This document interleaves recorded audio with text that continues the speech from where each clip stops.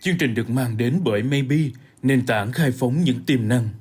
Các bạn nhớ là nó có hai cái từ gắn với thị trường. Một là đi thị trường và một từ khác đi làm thị trường.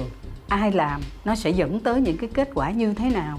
Trong ba cái hãng sữa bột top đầu của Việt Nam, cái tên là Vinamilk và Abbott thì chúng ta nghe đã quen rồi. Nhưng mà một cái tên nữa đang gây lo ngại cho hai cái anh top đầu, đó là Vita Dairy.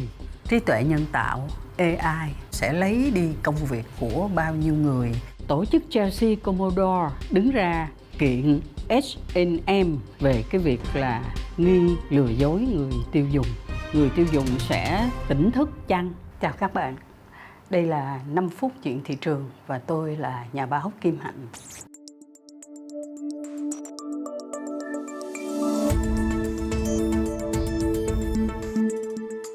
Câu chuyện của chúng ta hôm nay sẽ là một kinh nghiệm về chế biến nông sản rất là đặc sắc. Có một lần, ông Bộ trưởng Bộ Nông nghiệp và Phát triển Nông thôn, ông Lê Minh Hoan có nói một cái con số như thế này.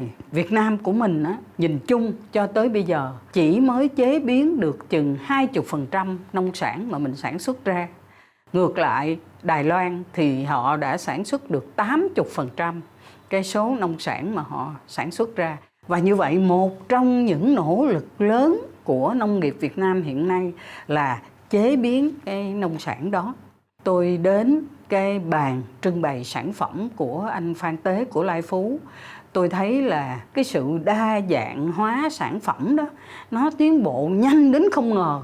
Lúc mà tôi gặp ảnh đưa hàng đi Siam Thượng Hải, nó chỉ có những chai nước trái cây. Có khi mới nhất mà tôi được thấy là những cái chai nước giải khát màu tím rất là bắt mắt của trà tía tô. Còn lần này tôi thấy vừa có bánh cookie, vừa có kẹo, vừa có thạch dừa và đặc biệt nhiều là bánh pudding. Tôi đứng ở đó một hồi, tôi thấy là các vị khách của châu Á dồn dập tới để xem những cái mặt hàng này. Và đặc biệt người Hàn Quốc á, là họ xăm soi những cái hộp bánh pudding xoài và mãng cầu xiêm. Còn người Trung Quốc á, thì lại rất là thích thử những cái bánh cookie sầu riêng. Sầu riêng là không bao giờ thoát khỏi cái tầm mắt của những cái người tiêu dùng của Trung Quốc hết, cho nên những người thương lái người ta phải quan tâm thôi. Tôi nói chuyện với anh Phan Tế là anh đã vượt qua một chặng đường như thế nào để có thể đa dạng hóa sản phẩm nhanh như vậy. Một anh nhân viên về marketing của ảnh đứng bên cạnh nói với tôi là trời ơi sếp em á, tuần nào cũng đi thị trường hết. Các bạn nhớ là nó có hai cái từ gắn với thị trường. Một là đi thị trường, tức là đi thăm, đi xem, đi học từ thị trường. Và một từ khác tôi nghe những người nhân viên kinh doanh của công ty hóa mỹ phẩm Mỹ Hảo hay nói là dạ sếp em đi làm thị trường.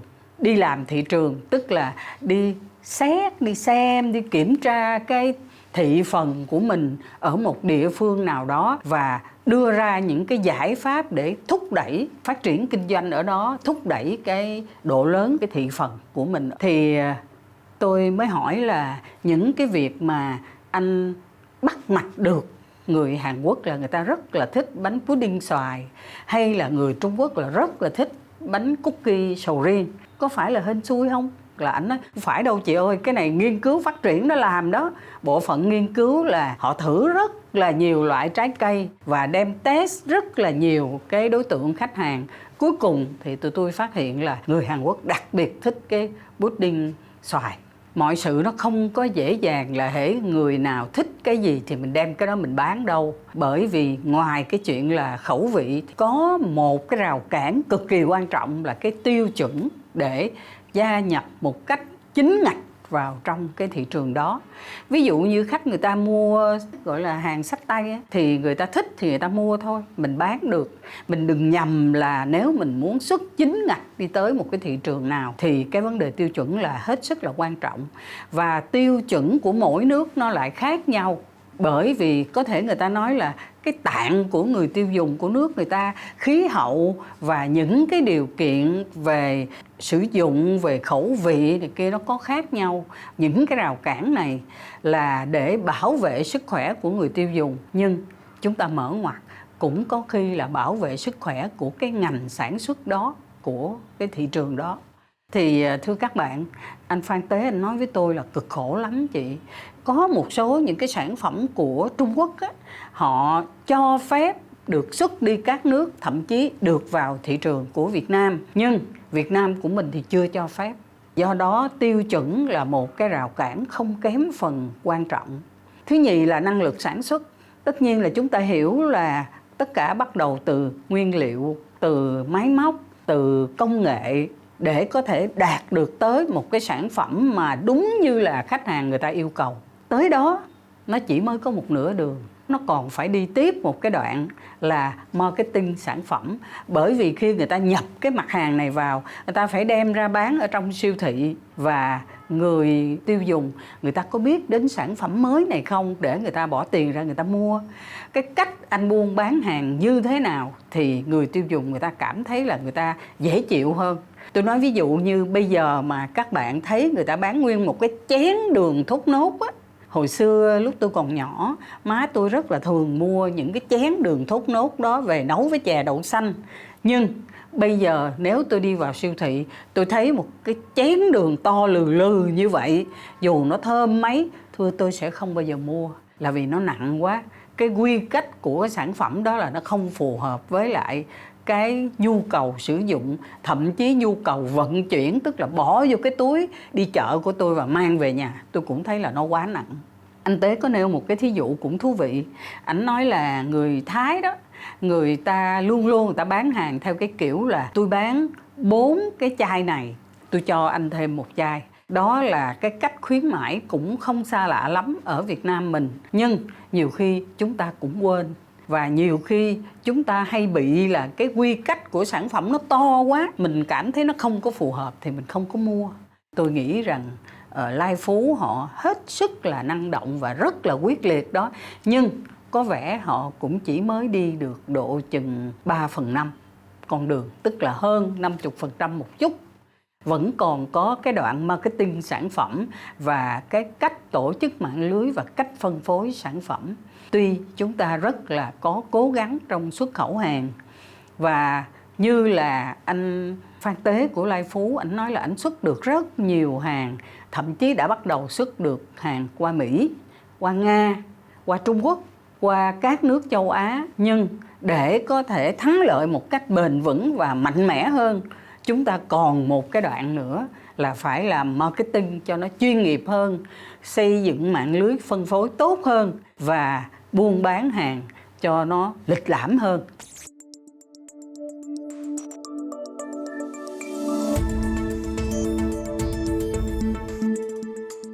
Tôi sẽ kể cho các bạn nghe một câu chuyện của những người du khách mà tôi đã được ngồi chung một bàn ở tại khu du lịch Vinpearl.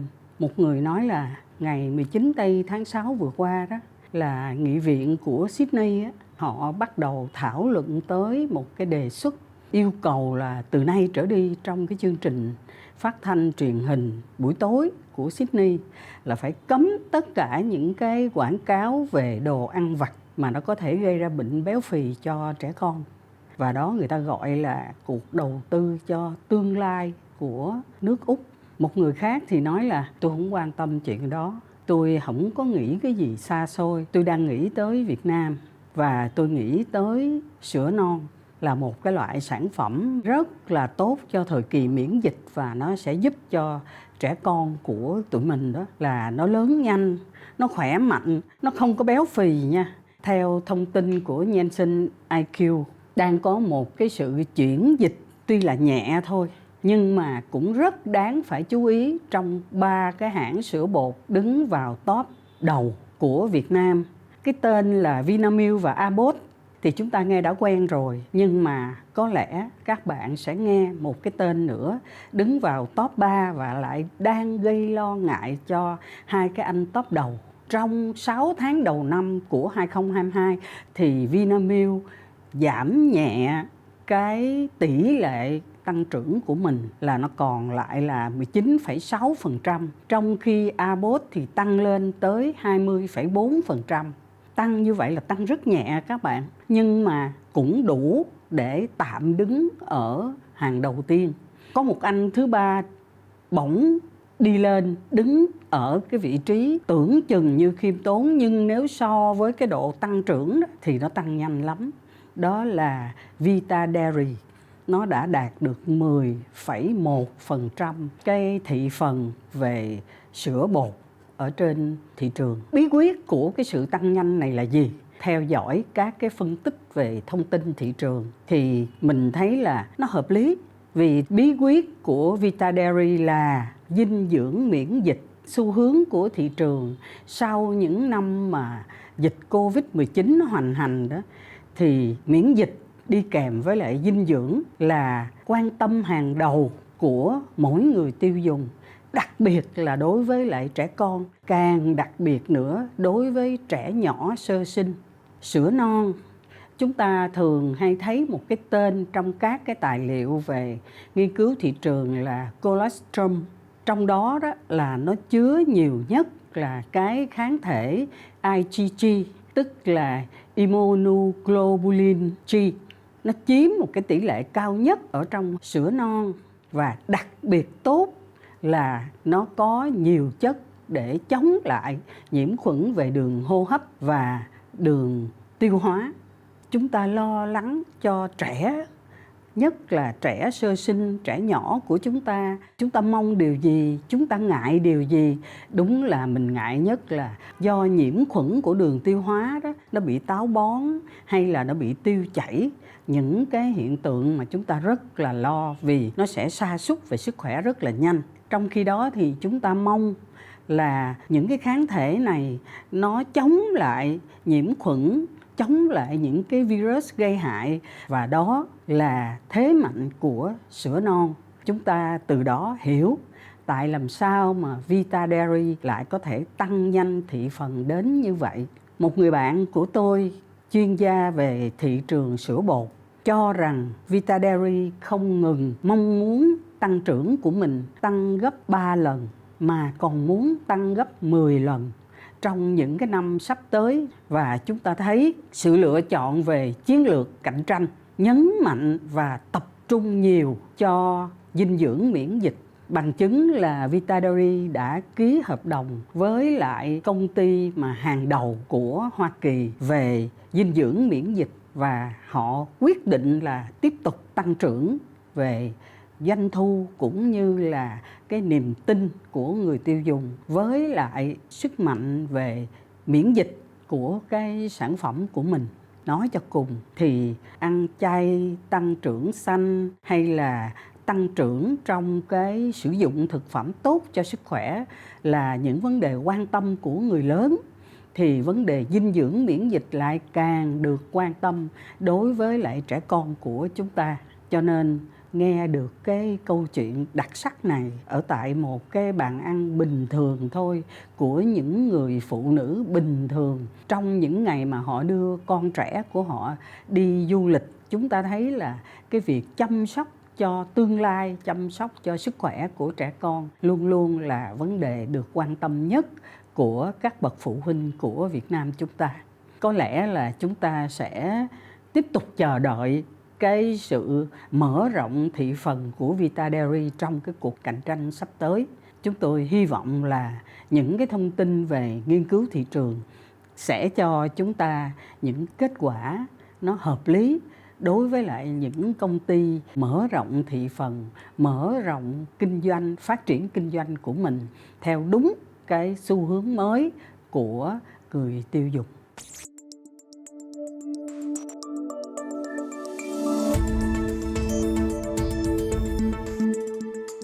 Câu chuyện tiếp theo của ngày hôm nay, các bạn có nghe tới cái công ty H&M. Đây là một công ty Thụy Điển.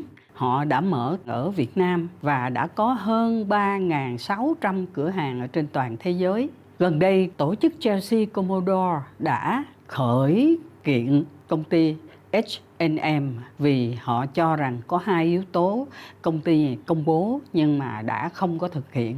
Thứ nhất, trong cái quá trình sản xuất H&M thông báo là sẽ tiết kiệm nước tới tối đa, và thứ nhì là sẽ tái chế sản phẩm, và họ đã tổ chức thu gom sản phẩm thời trang trên tới 40 nước. Tuy nhiên, chúng ta theo dõi thì thấy là có khá là nhiều những cái phân tích chứng tỏ là cái điều hứa hẹn hay là mong muốn của H&M không dễ được thực hiện ở trong thực tế. Ông Pascal Brun là cái người mà đã nhận cái tổng chỉ huy công việc tái chế của H&M cho biết là công ty quyết tâm từ nay cho đến hết năm 2029 là họ sẽ hoàn thành cái quá trình sản xuất ra thời trang của H&M toàn bộ phải là nguyên liệu tái chế. Theo như là tờ Business Insider, công việc nó không dễ dàng như vậy, và đó là một cái thực tế khách quan. Đến nay, người ta biết rằng H&M đã bỏ ra tới 12 triệu đô la để xây dựng một cái cơ sở về tái chế khá là quy mô. Công ty này được mong muốn là có thể tái chế được hàng nghìn tấn sản phẩm thời trang trong một năm. Tuy vậy, chúng ta nghe tới một con số rất là đáng sợ, đó là hàng năm như vậy ở trên toàn thế giới người ta tính ra tới 100 tỷ sản phẩm thời trang nhanh đã được đưa ra thị trường. Tóm lại, hiện nay cái công nghệ và cái năng lực để mà tái chế của tất cả các cái nhà máy về tái chế, tờ Business Insider đánh giá là chỉ có thể tái chế được 1% cái số lượng sản phẩm mà thời trang nhanh đang đưa ra thị trường mà thôi. Và kể cả luôn, hiện nay người ta nói là đây là vải chúng tôi tái chế, thì xem xét kỹ có rất là nhiều các cái công ty về tái chế họ xác nhận rằng không phải là vải tái chế mà chính là vải còn thừa của cái nguyên liệu đưa vào sản xuất, nó còn dư lại chứ nó không phải là đã được sản xuất ra thành thời trang, đưa ra thị trường rồi đưa vào nhà máy tái chế. Và một cái chi tiết mà chúng ta biết nó rất là đơn giản nhưng cần phải hiểu như thế này: tất cả những cái sản phẩm thời trang là nó không chỉ có vải, nó còn có những cái phụ liệu fermeture, có ren, nó đính rất là nhiều những cái thứ hạt và lấp lánh, kể cả những cái hạt nút. Tất cả những cái đó phải được tách ra đồng bộ một cái chất liệu với nhau thì bỏ vào trong máy tái chế mới được. Như vậy đó là cái quy trình đưa sản phẩm thời trang vào tái chế đó, nó không có trơn tru và dễ dàng như là những cái nhà tái chế mà hứa hẹn với lại người tiêu dùng. Vì vậy chúng ta hiểu là cái việc mà cố gắng làm sao tái chế được 100 tỷ sản phẩm thời trang nhanh ở trên thị trường hiện nay vẫn đang là một cái vấn nạn. Quả thật người ta hiểu, dẫu cho H&M có đầu tư nhiều hơn nhà máy, công nghệ và kể cả đầu tư về nhân công, về tất cả những cái chi phí điện nước vận hành cái nhà máy tái chế, cũng không thể nào mà đáp ứng được cái yêu cầu tái chế như là họ đã hứa hẹn hiện nay. Như vậy người tiêu dùng sẽ tỉnh thức chăng, sẽ suy nghĩ lại về cái lời hứa tái chế này. Nói cho cùng, sự lừa dối của H&M tôi nghĩ là do cái xu thế là muốn làm vui lòng người tiêu dùng, muốn giành được cái thiện cảm, muốn tiêu thụ hàng hóa nhanh hơn thì người ta đưa ra những lời hứa như vậy. Các nhà truyền thông rất cần phải phân tích lại cái khả năng khách quan của cái hệ thống tái chế sản phẩm để người tiêu dùng sẽ phải tiếp nhận cái thông tin một cách nó có chiều sâu hơn, nó thực tế hơn, nó khách quan và khoa học hơn. Đó là vụ kiện về tái chế.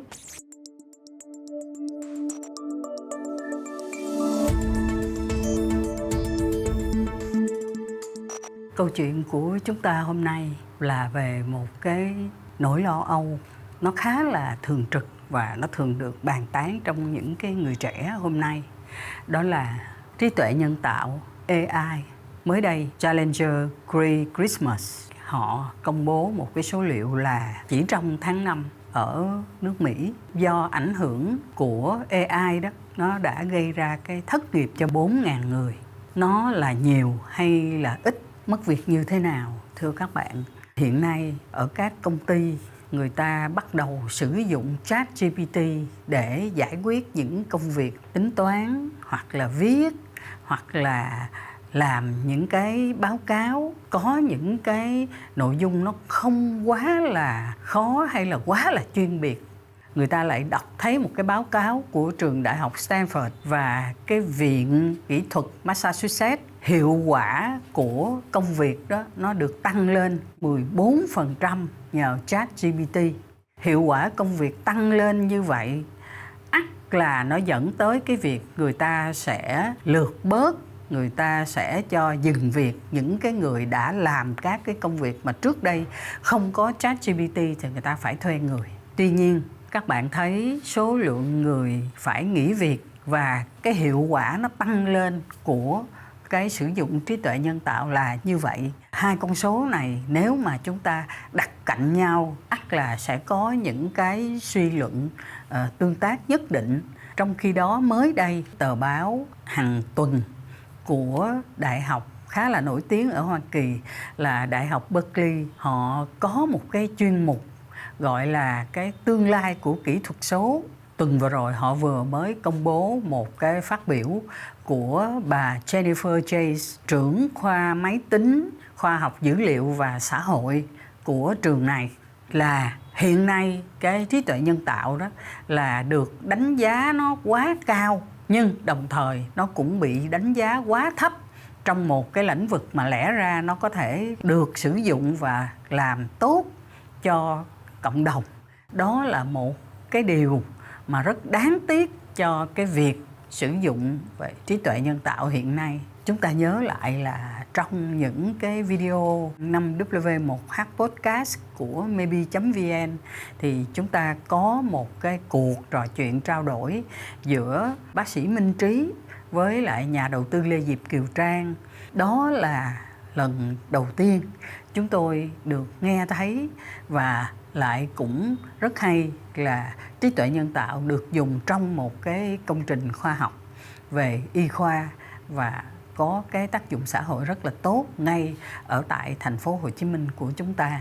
Như vậy, cái công việc mà chúng ta đang lo âu là AI, trí tuệ nhân tạo, nó sẽ lấy đi công việc của bao nhiêu người, hiệu quả của nó như thế nào, mối quan hệ tương tác giữa hai cái yếu tố này nó là như thế nào.